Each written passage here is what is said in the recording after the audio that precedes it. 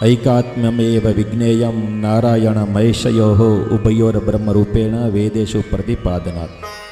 श्रीजी महाराज शिक्षापत्रीनो 47मो श्लोक તેને લખતા કહે છે કે નારાયણ અને શિવ આ બંનેનું એકાત્મપણું જાણવું, કારણ કે વેદોની વિશે આ બંનેનું બ્રહ્મરૂપ વડે કરીને પ્રતિપાદન કરેલું છે।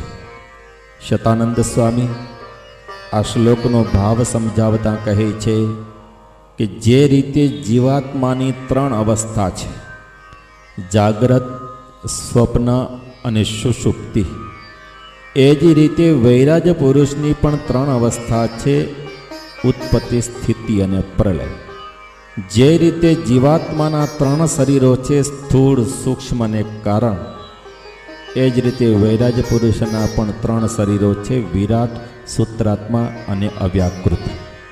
શતાનંદ સ્વામી વિવરણ કરતા સમજાવે છે, અવસ્થાઓના યોગે તે શરીરના અભિમાનથી જીવાત્માના 3 નામો પડે છે, જીવાત્માના 3 વિભાગો પડે છે। જાગ્રત અવસ્થામાં રહેલા જીવને આ સ્થૂળ દેહનું અભિમાન હોય છે। જ્યારે જીવ જાગ્રત અવસ્થામાં રહેલો હોય ત્યારે આ સ્થૂળ દેહનું એને અભિમાન હોય છે, અને સ્વપ્ન અવસ્થામાં રહેલા જીવને આ સૂક્ષ્મ શરીરનું અભિમાન હોય છે। જ્યારે જીવ સ્વપ્ન અવસ્થાને વિશે રહેલો હોય ત્યારે એને ઇન્દ્રિયોને અંતઃકરણનું જ અભિમાન હોય છે। ઇન્દ્રિયોને અંતઃકરણ છે, સૂક્ષ્મ શરીર છે, તો તે સમયે એને સૂક્ષ્મ શરીરનું અભિમાન હોય છે। તો શતાનંદ સ્વામી કહે છે કે જીવાત્માના 3 વિભાગો પડે છે કે જાગ્રત અવસ્થામાં રહેલા જીવને સ્થૂળ શરીરનું અભિમાન હોય છે, ત્યારે જાગ્રત અવસ્થાના યોગે સ્થૂળ શરીરનો જે અભિમાની જીવ છે એને વિશ્વ આવા નામથી કહેવામાં આવે છે। અને જીવ જ્યારે સ્વપ્ન અવસ્થામાં રહેલો હોય ત્યારે એને સૂક્ષ્મ શરીરનું અભિમાન હોય છે, અને સ્વપ્ન અવસ્થાના યોગે સૂક્ષ્મ શરીરનો અભિમાની જે જીવ છે એને તેજસ આવા નામથી કહેવાય છે। અને સુષુપ્તિ અવસ્થામાં રહેલા જીવને કારણ શરીરનું અભિમાન હોય છે, તો સુષુપ્તિ અવસ્થાના યોગે કારણ શરીરના અભિમાની એવો જે જીવ તેને પ્રાજ્ઞ આવા નામથી કહેવાય છે। આ શરીરની અંદર એક જ જીવ છે, પણ 3 અવસ્થા અને 3 શરીરના યોગે વિશ્વ, તેજસ અને પ્રાજ્ઞ આવા 3 નામો એના પડે છે, 3 વિભાગો થાય છે। શતાનંદ સ્વામી કહે છે કે આ રીતે 3 અવસ્થાના યોગે અને 3 શરીરના અભિમાનથી એક જ જીવના વિશ્વ, તેજસ અને પ્રાજ્ઞ આ 3 નામો જે રીતે પડે છે, એ જ રીતે અવસ્થાના યોગે કરીને વૈરાજ પુરુષના પણ 3 વિભાગો પડે છે। અવસ્થા અને શરીરના યોગે કરીને અવસ્થાના યોગે તે શરીરના અભિમાની જે વૈરાજ પુરુષ, એ વૈરાજ પુરુષના પણ 3 વિભાગો પડે છે। તેમાં સ્થિતિ અવસ્થાના યોગે કરીને વિરાટ શરીરના અભિમાની જે વૈરાજ પુરુષ છે તેને વિષ્ણુ આવા નામથી કહેવાય છે। સ્થિતિ અવસ્થાના યોગે કરીને વિરાટ શરીરના અભિમાની જે વૈરાજ પુરુષ છે તેને વિષ્ણુ અથવા તો વૈરાટ નારાયણ આવા નામથી કહેવાય છે। ઉત્પત્તિ અવસ્થાના યોગે કરીને સૂત્રાત્મા શરીરના અભિમાની જે વૈરાજ પુરુષ છે તેને બ્રહ્મા આવા નામથી કહેવાય છે। પ્રલય અવસ્થાના યોગે કરીને અવ્યાકૃત શરીરના અભિમાની જે વૈરાજ પુરુષ છે તેને શિવ આવા નામથી કહેવાય છે। શતાનંદ સ્વામી કહે છે કે જેમ જીવાત્માની 3 અવસ્થાઓ છે અને 3 શરીરો છે, તો જીવાત્મા 3 અવસ્થા અને 3 શરીરના યોગે કરીને જેવી રીતે જીવાત્માના 3 નામો પડે છે, આ શરીરની અંદર જીવાત્મા તત્વ તો એક જ છે, 3 જીવાત્માઓ નથી। આ શરીરની અંદર જીવાત્મા તત્વ એક જ છે, છતાં પણ 3 અવસ્થા અને 3 શરીરના યોગે કરીને જે રીતે જીવાત્મા તત્વની અંદર 3 વિભાગો પડે છે, 3 નામો પડે છે, વિશ્વ, તેજસ અને પ્રાજ્ઞ, એ જ રીતે વૈરાજ પુરુષની 3 અવસ્થા અને 3 શરીરો છે। વૈરાજ પુરુષની 3 અવસ્થાઓના યોગે અને 3 શરીરની અંદર રહેલ જે આત્મ તત્વ છે એ એક જ છે। વૈરાજ પુરુષ છે એની 3 અવસ્થાઓ છે અને 3 શરીરો છે. 3 અવસ્થાઓના યોગે 3 શરીરોની અંદર રહેલ જે જીવાત્મા આત્મ તત્વ છે, ઈશ્વર તત્વ છે, એ એક જ છે. કેવળ 3 અવસ્થાઓના યોગે અને 3 શરીરના યોગે વૈરાજ પુરુષની અંદર વિષ્ણુ, બ્રહ્મા અને શિવ આ 3 નામો પડ્યા છે. જેમ જીવાત્માની 3 અવસ્થાઓ છે, 3 શરીરો છે, 3 અવસ્થા અને 3 શરીરના યોગે જીવાત્માના 3 નામો પડે છે, વિશ્વ, તેજસ અને પ્રાજ્ઞ. પરંતુ શરીરની અંદર રહેલો જીવાત્મા 3 નથી. જીવાત્મા તો એક જ છે. એક જ જીવાત્માના 3 નામો પડ્યા છે. એવી જ રીતે વૈરાગ્ય પુરુષ એક જ છે, પરંતુ 3 અવસ્થા અને 3 શરીરના યોગે બ્રહ્મા, વિષ્ણુ અને શિવ આવા 3 નામો પડે છે, 3 વિભાગો પડે છે. શતાનંદ સ્વામી વિવરણ કરતાં સમજાવે છે કે બ્રહ્મા, વિષ્ણુ અને શિવ આ 3નું એકાત્મપણું શાસ્ત્રમાં પ્રતિપાદન કરેલું છે. જેમ વિશ્વ, તેજસ અને પ્રાજ્ઞ આ 3નું એકાત્મપણું છે. આ 3 અલગ અલગ નથી. વિશ્વ નામનો જીવાત્મા અલગ નથી, તેજસ નામનો જીવાત્મા અલગ નથી અને પ્રાજ્ઞ નામનો જીવાત્મા પણ અલગ નથી. આ એક જ શરીરને વિશે એક જ જીવ રહેલો છે. એક જ જીવના અવસ્થા અને શરીરના યોગે કરીને 3 નામો પડે છે. એ જ રીતે વૈરાજ પુરુષને વિશે ઈશ્વર તત્વ તો એક છે, પરંતુ 3 અવસ્થાઓ અને 3 શરીરના યોગે કરીને વૈરાજ પુરુષના પણ 3 નામો પડે છે, બ્રહ્મા, વિષ્ણુ અને શિવ. શતાનંદ સ્વામી વિવરણ કરતાં સમજાવે છે કે 3નું એકાત્મપણું છે, બ્રહ્મા, વિષ્ણુ અને શિવ.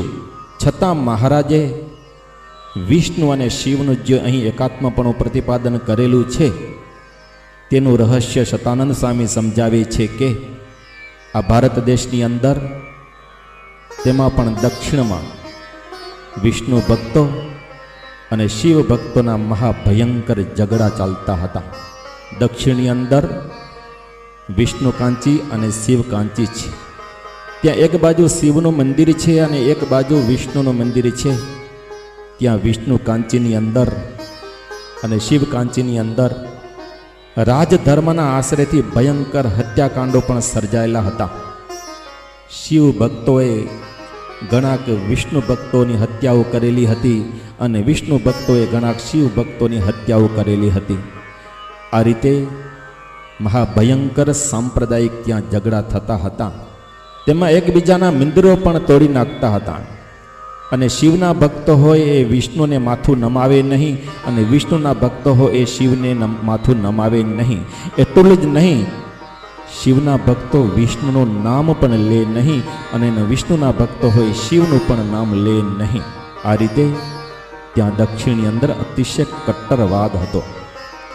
અને વળી ઇતિહાસમાં એવું પણ સાંભળવા મળે છે કે શિવના ઉપાસક એવા જે વિષ્ણુવર્ધન નામના રાજાએ રામાનુજાચાર્યના શિષ્યની આંખો પણ ખેંચી કાઢેલી હતી.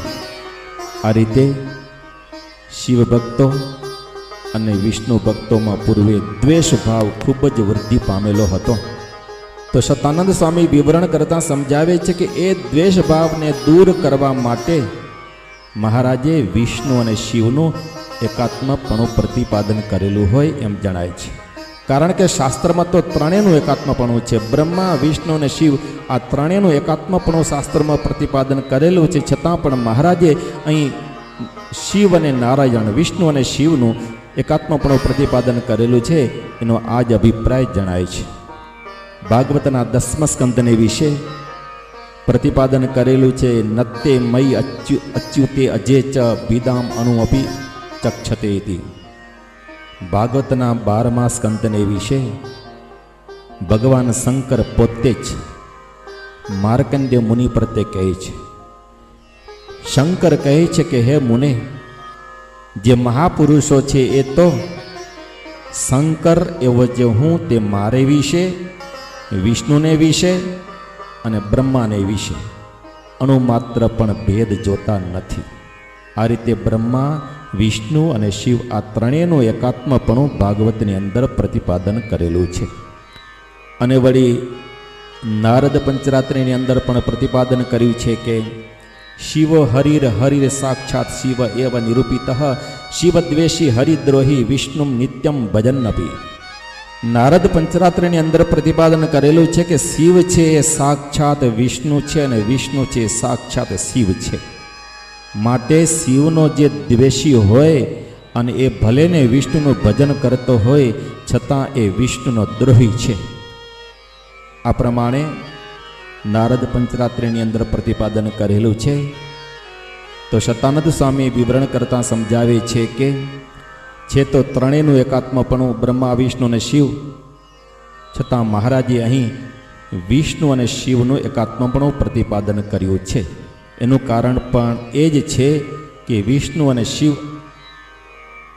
તેના જે ભક્તો તેને વિશે કટ્ટર દ્વેષવાદ હતો એ દ્વેષવાદને દૂર કરવાને માટે કદાચને મહારાજે વિષ્ણુ અને શિવનું એકાત્મપણું પ્રતિપાદન કરેલું હોય એમ જણાય છે.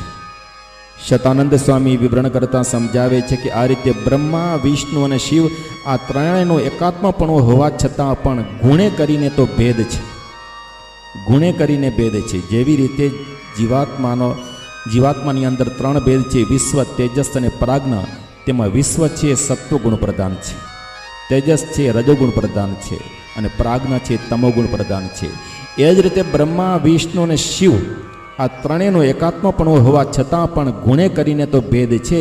એ ત્રણેયને મધ્ય જે વિષ્ણુ છે એ શુદ્ધ સત્વગુણ પ્રધાન છે. આ જગતની અંદર શુદ્ધ સત્વગુણ પ્રધાન કોઈ વસ્તુ હોતી નથી. જીવાત્મા છે કેવળ સત્વગુણ પ્રધાન હોય છે પણ શુદ્ધ સત્વગુણ પ્રધાન હોતો નથી. જીવાત્માની જે જાગ્રત અવસ્થા છે એ સત્વગુણ પ્રધાન છે. એ સત્વગુણની અંદર રજોગુણ અને તમોગુણ તો મિશ્રિત જ હોય છે. આ જગતની અંદર કોઈ ગુણ છે એ શુદ્ધ નથી. સત્વગુણ જો પ્રધાનપણે વર્તતો હોય તો રજોગુણ અને તમોગુણ એની અંદર મિશ્રિત હોય છે. રજોગુણ જો પ્રધાન વર્તતો હોય, સત્વગુણ અને તમોગુણ એની અંદર મિશ્રિત હોય. તમોગુણ જો પ્રધાન વર્તતો હોય તો સત્વગુણ અને રજોગુણ એની અંદર મિશ્રિત હોય છે.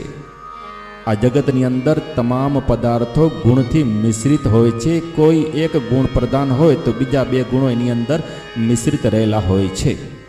તો જીવાત્માની જાગ્રત અવસ્થા છે સત્વગુણ પ્રધાન છે પણ શુદ્ધ સત્વગુણ પ્રધાન નથી. તો આ ત્રણેયને મધ્ય જે વિષ્ણુ છે એ શુદ્ધ સત્વગુણ પ્રધાન છે. અને વિષ્ણુના પત્ની લક્ષ્મીજી છે, બ્રહ્માના પત્ની સાવિત્રી છે અને શિવજીના પત્ની પાર્વતી છે. તો આ રીતે વિષ્ણુના પત્ની લક્ષ્મીજી છે. તો લક્ષ્મીજી છે એ ભગવાન સિવાય કોઈની પાસે રહે નહીં. જે પરતત્વ પરમાત્મા તેની પાસે જ લક્ષ્મીજી રહે છે. લક્ષ્મીજી અનન્ય નિષ્ઠાવાળા છે. લક્ષ્મીજી કોઈની પાસે જતા નથી. તો અહીં વિષ્ણુના લક્ષ્મીજી છે, વિષ્ણુના પત્ની લક્ષ્મીજી છે આમ પ્રતિપાદન કર્યું. તેણે કરીને એ વિષ્ણુ છે એ સાક્ષાત પરમાત્મા છે એ સિદ્ધ થાય છે. પરતત્વ પરમાત્મા જે ધામમાં રહેલા છે એ જ પરમાત્મા વૈરાજ પુરુષની આત્મશક્તિ દબાવી કરી અને વૈરાજ પુરુષને વિશે પૂર્ણ રૂપથી પ્રકાશિત કરી અને સ્થિતિ કાર્ય એ પરમાત્મા પોતે જ કરે છે. તેથી તેને વિષ્ણુ આવા નામથી કહેવાય છે. ધામની અંદર રહેલા પરમાત્મા વૈરાજ પુરુષની આત્મશક્તિ દબાવી કરી વૈરાજ પુરુષને વિશે પૂર્ણ રૂપથી પ્રકાશિત કરી અને સ્થિતિ કાર્ય પોતે જ કરે છે. તેથી તેને વિષ્ણુ આવા નામથી કહેવાય છે. અને એ વિષ્ણુ જ મોક્ષના દાતા છે. વેદોની અંદર એ વિષ્ણુને જ ઉપાસ્ય તરીકે વર્ણવેલા છે. અને રામકૃષ્ણાદિક જે અવતારો છે એ પણ વિષ્ણુના જ છે. પુરાણોની અંદર પ્રતિપાદન કરેલું છે કે રામકૃષ્ણાદિક અવતારોની ઉપાસના કરવાથી મોક્ષ થાય છે એવું પુરાણોની અંદર પ્રતિપાદન છે. અને વેદની અંદર એવું પ્રતિપાદન છે કે વિષ્ણુની ઉપાસના કરવાથી મોક્ષ થાય છે. તો રામકૃષ્ણાદિક જે અવતારો છે એ પણ વિષ્ણુના છે એ પ્રમાણે સમજવું. શતાનંદ સ્વામી વિવરણ કરતાં સમજાવે છે કે આ રીતે બ્રહ્મા અને શિવ આ બંને વૈરાજ પુરુષની રજોગુણ અને તમોગુણ પ્રધાન અવસ્થા છે અને વિષ્ણુ છે શુદ્ધ સત્વગુણ પ્રધાન અવસ્થા કહેલી છે. માટે રજોગુણ પ્રધાન અને તમોગુણ પ્રધાન આ બે જે વૈરાજ પુરુષની અવસ્થા છે એ બંને મોક્ષ માટે શુભાશ્રય નથી. તેથી જ વેદોએ મોક્ષદાતા તરીકે બ્રહ્મા અને શિવની ઉપાસના ક્યાંય પણ વર્ણવેલી નથી. શિવની ઉપાસના છે પણ મોક્ષ માટે નહીં. તો મોક્ષ માટે શિવની અને બ્રહ્માની ઉપાસના ક્યાંય પણ વર્ણવેલી નથી, પણ મોક્ષદાતા તરીકે તો વિષ્ણુને જ ઉપાસ્ય તરીકે વેદોએ વર્ણવેલા છે. આ વિષયમાં ભાગવત શાસ્ત્ર છે, પ્રમાણરૂપ છે કે વરમ વૃણીશ્વ ભદ્રમ તે ઋતે કૈવલ્યમ અદ્યનઃ એક એવ ઈશ્વરસ્તસ્ય ભગવાન વિષ્ણુ રવ્યય. ભાગવતના 10મા સ્કંદને વિશે દેવતાઓ મુચકુંદ રાજાને કહે છે. દેવતાઓ મુચકુંદ રાજાને કહે છે કે રાજન, તમોએ અમારી ઘણી સેવા કરી, અમારી સેનાનું સેનાધિપતિપણું તમે કર્યું. હવે શંકરના પુત્ર કાર્તિક સ્વામી પ્રગટ થયા છે અને એ મોટા થયા છે, તો એ હવે અમારી સેનાનું સેનાધિપતિપણું કરશે અને તમે નિવૃત્ત થાઓ. દેવતાઓ મુચકુંદ રાજાને કહે છે કે હે રાજન, તમો અમારી પાસેથી કંઈક વરદાન માગો. ત્યારે મુચકુંદ રાજા કહે છે કે જો તમે પ્રસન્ન થયા હો અને વરદાન આપવા ઈચ્છતા હો તો મને મોક્ષ આપો. તે સમયે દેવતાઓ કહે છે કે હે રાજન, મોક્ષ તો અમો ન આપી શકીએ. મોક્ષના સ્વામી તો અવિનાશી એવા એક જ વિષ્ણુ છે. વિષ્ણુ છે એ જ મોક્ષને આપી શકે, માટે મોક્ષ સિવાય બીજું કંઈ અમારી પાસે માગો. ત્યારે મુચકુંદ રાજાએ નિદ્રા માગેલી હતી કે મને નિદ્રા આપો. તો શતાનંદ સ્વામી કહે છે કે આ રીતે ભાગવત શાસ્ત્રમાં મોક્ષદાતા તરીકે વિષ્ણુને જ વર્ણવેલા છે. વિષ્ણુ છે એ જ મોક્ષને આપનારા છે. વિષ્ણુ છે આ સૃષ્ટિનો આદિ અવતાર કહેવાય છે, તેને પુરુષ અવતાર પણ કહેવાય છે. વિષ્ણુ છે આ સૃષ્ટિની અંદર પહેલો અવતાર છે અને એને પુરુષ અવતાર પણ કહેલો છે. ધામમાં રહેલું જે પરતત્વ છે એ તો ઇન્દ્રિયોને અંતઃકરણને અગોચર છે. એની આપણે ઉપાસના કરી શકતા નથી. એની ઉપાસના તો ધામમાં રહેલા જે મુક્તો છે એ મુક્તો જ એની ઉપાસના કરી શકે છે. એ પરતત્વ પરમાત્મા જે ધામમાં રહેલા છે એ જ પોતે વિષ્ણુ રૂપે આ જગતનું પાલન કરે છે, અર્થાત સ્થિતિ કરે છે. અને જ્યારે આ પૃથ્વી ઉપર અધર્મને વૃદ્ધિ થાય છે ત્યારે એ જ પરતત્વ જે વિષ્ણુ રામ કૃષ્ણ સહજાનંદ એ આદિક રૂપે અવતારોને ધારણ કરે છે. અને એ અવતારો પણ ધર્મ રક્ષણ દ્વારા જગતનું જ પાલન કરે છે, ધર્મ રક્ષણ દ્વારા જગતની જ સ્થિતિ કરે છે. માટે પુરાણોમાં જેમ રામ કૃષ્ણ સહજાનંદ એ આદિક અવતારોની ઉપાસના કરીને મોક્ષની પ્રાપ્તિ બતાવેલી છે, એ જ રીતે વેદોએ વિષ્ણુની ઉપાસના કરીને મોક્ષ પ્રાપ્તિ બતાવેલી છે. એ સિવાય બ્રહ્મા કે શિવ ઇત્યાદિક દેવોની ઉપાસના કરવાથી ક્યાંય મોક્ષની પ્રાપ્તિ બતાવેલી નથી. આલોક તથા પરલોકના તે ફળની પ્રાપ્તિ થાય છે અને તે લોકની પ્રાપ્તિ થાય છે. લૌકિક સુખને ભોગવ્યા પછી પણ જ્યારે વિષ્ણુની તથા રામકૃષ્ણાદિક અવતારોની શુદ્ધ ઉપાસના પ્રાપ્ત થાય છે ત્યારે જ મોક્ષ પદની પ્રાપ્તિ થાય છે. શતાનંદ સ્વામી વિવરણ કરતાં સમજાવે છે કે આ રીતે અવસ્થાની દ્રષ્ટિએ બ્રહ્મા વિષ્ણુ અને શિવ આ ત્રણે ભિન્ન છે અવસ્થાની દ્રષ્ટિએ અને ગુણની દ્રષ્ટિએ, પણ સ્વરૂપે કરીને તો ત્રણની એકતા હોવાને કારણે મહારાજ કહે છે કે શિવના જે ભક્તો હોય તેમણે વિષ્ણુના ભક્તોની સાથે દ્વેષ કરવો નહીં, અને વિષ્ણુના ભક્તો હોય તેમણે શિવના ભક્તોની સાથે ક્યારેય પણ દ્વેષ કરવો નહીં. આ રીતે પરસ્પર દ્વેષ ભાવને છોડી કરી પોતપોતાના ઈષ્ટદેવનું ભજન કરવું, આવો મહારાજનો અભિપ્રાય છે.